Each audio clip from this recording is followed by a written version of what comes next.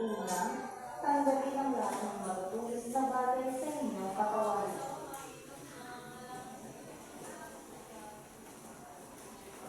Second, untangle all edge of the vest. Pangalawa, tanggalin ang bukol ng light vest.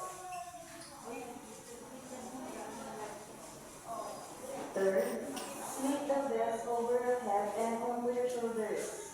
Pangatlo, isuot ang vest sa leeg at balikat.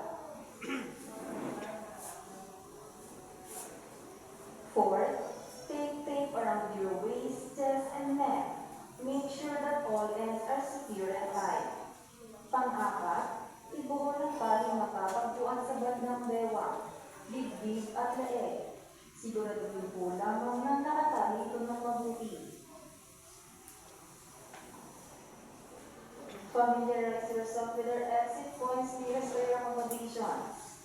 They are found on both sides of the forward, mid-ship, and up section of the vessel. Alamin ang lahat ng labasan sa inyong akomodasyon.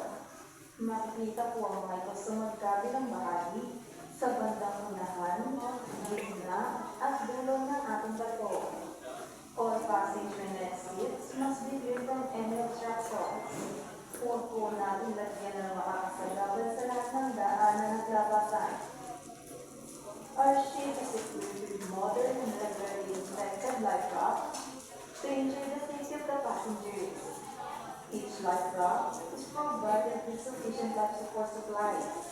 Our well-trained crew will direct further emergency proceeding during actual situations.